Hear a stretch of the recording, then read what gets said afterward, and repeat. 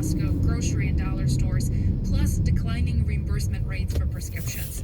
Walgreens executives say they're now focusing on introducing more store brands, which are more profitable, and renegotiating their deals with insurers. Aline Selu, NPR News. Nearly 180,000 Floridians are still without electricity because of Hurricane Milton. But Florida Governor Ron DeSantis says millions more have had their power restored, and most gas stations are back in operation. It's NPR. Support for NPR comes from NPR stations. Other contributors include Schwab, with Schwab investing themes like artificial intelligence, renewable energy, or pet passion. Over 40 themes to invest in. Learn more at schwab.com and the Doris Duke Foundation. Hey gang, it's Dr. Madblood inviting you to join us for our 49th annual Halloween special, Saturday, October 26th at 10 p.m. on WHRO TV 15. Our movie this year is the 1923 classic, The Hunchback of Notre Dame, starring Lon Chaney, the man of 1,000 faces. We'll have lots of silliness here, and a event or two. That's Saturday, October 26th, 10 p.m. only on WHRO TV 15 and online at whro.org/madblood.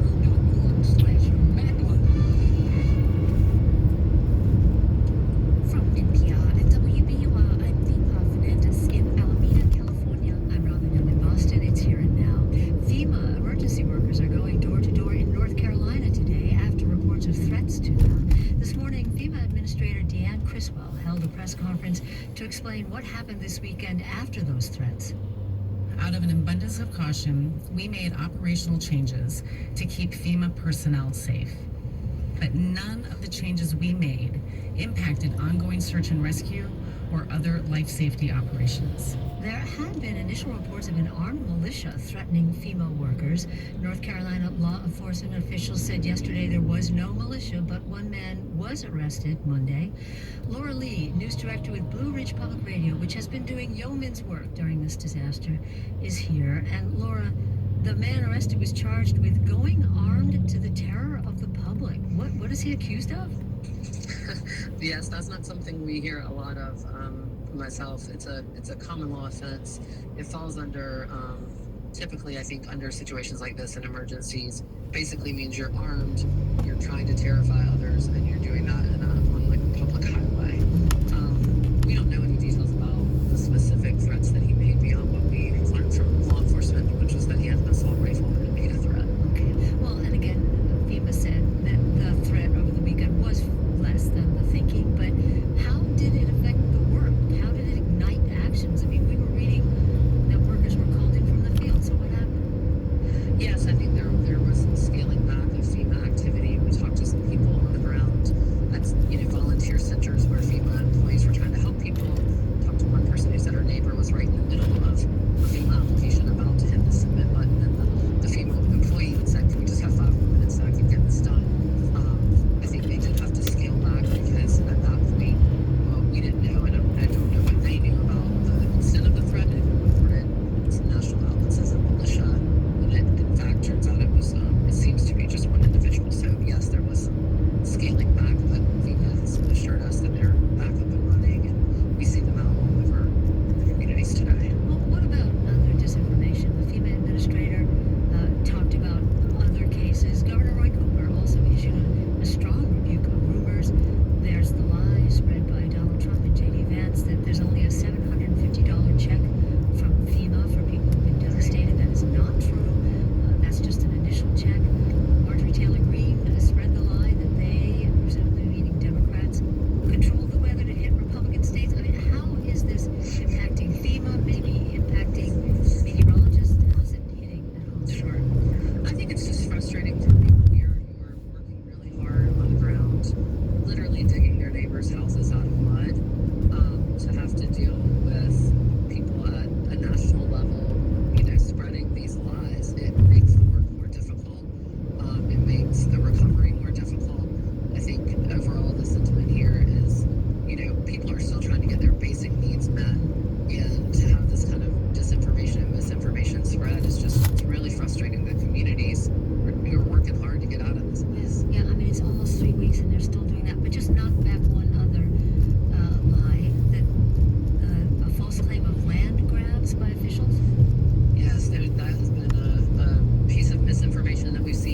part of this may have to do with breakdown in communications. I mean, we still lack adequate Wi-Fi service in a lot of places. Cell networks are still down. So I think the risky game of telephone continues. That, rumors that FEMA's going to, if your land is deemed unlivable, that FEMA is going to take your property. We've tried to dispel that. I think people are working hard at community levels to try to let people know that this FEMA assistance is to help. It's not in any way. I mean, there's an extensive legal process and the government is going to take your property, but that is not the case. Yeah. So in so many areas, including your home, no power, no drinkable water in so many areas. But when you talk about the work that rescuers are doing, is it still a search? Are they still looking for people camping trapped? Yes.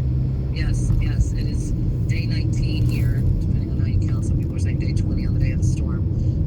Confirmed this morning with the county that an urban search and rescue team continues to work. We have people who may live up in the mountains who are just, blocked off from being able to get out or being able to get supplies up there. So yes, it is active search and rescue, as unbelievable as that is on day 19. Yeah. And as you say, some of those people may be getting along on whatever they had, in their home that they're trapped in.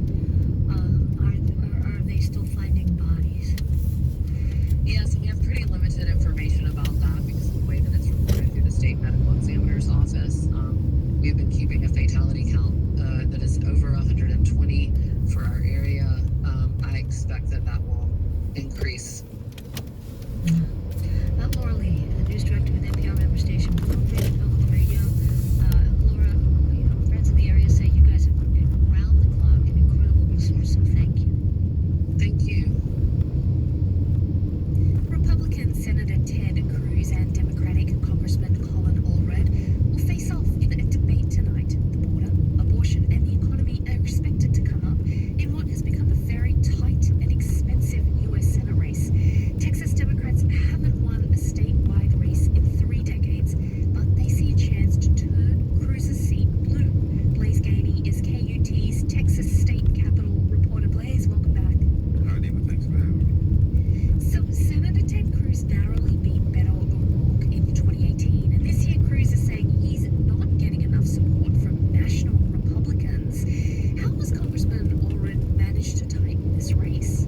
I think really just by focusing on areas where Democrats have historically done well, and also appealing to independent and moderate Republicans by coming off as a Democrat who is not as progressive as other members in his party.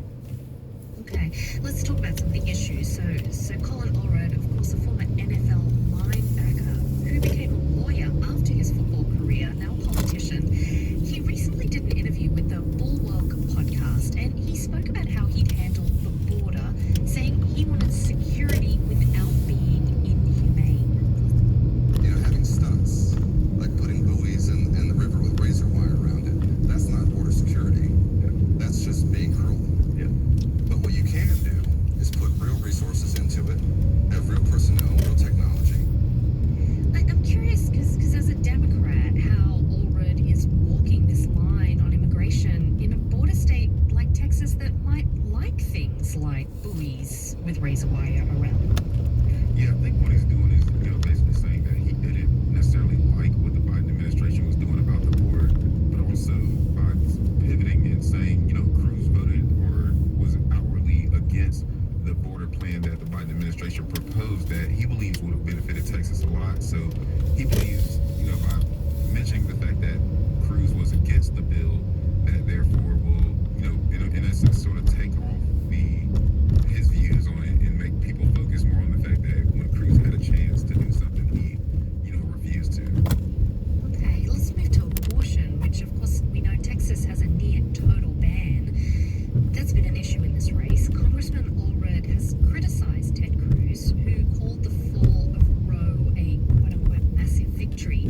Here's Cruz talking about that decision on CBS News this week. The Supreme Court said, listen, abortion is an issue people disagree with. And disagree strongly. People of good faith can look at this issue and come to differing conclusions. They can be pro-choice, they can be pro-life. And what the Supreme Court said is under our Constitution, the way we resolve issues where we've got good faith disagreements is at the ballot box. So please tell us more about how both candidates are dealing with abortion. Yeah, I think obviously Allred, being a Democrat, has been very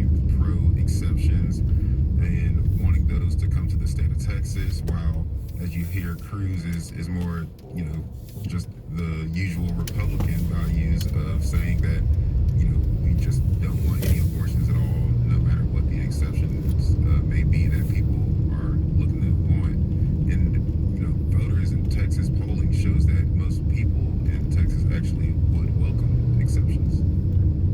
Okay, and does that, move Cruz to soften his position at all? I don't think so. I think he understands that, for him, he just wants to get the Republicans that are in the state and have been voting for him since 2013 to continue doing so. Okay. Now, Senator Cruz's notorious trip to Cancun back in 2021 is coming up again in this race. Listeners might remember he went to Mexico when Texas residents were facing deadly winter storms that severely damaged the power grid. Blaze, why is this still an issue? I think Allred continues to bring it up at every point that he gets to, sort of hit home that Cruz doesn't care about Texans as much as he does. Allred being from the Dallas area, and Cruz is actually born in Canada, so it's sort of a dig at Cruz to just say, hey, he doesn't actually care about you all. He's not even actually Texan. Senator Cruz also has focused on transgender athletes in recent weeks. He called out Allred for voting against a Republican bill to require participation in youth sports to be based on sex at birth. Has this issue been a liability for Allred? It's sort of early to tell. I think so, but we'll see when the polls come out. I mean, when votes come out and the way that it leans. I'm really not sure whether or not it'll be that big. All of the ads came out last week, and Allred did respond to them saying that Cruz was, really misleading voters on what the issue really was. And those ads are interesting. One attack ad shows a large person with the name Allred on the back tackling a girl. Allred responded after that saying he doesn't want, quote, boys playing girls' sports. LGBTQ rights groups responded that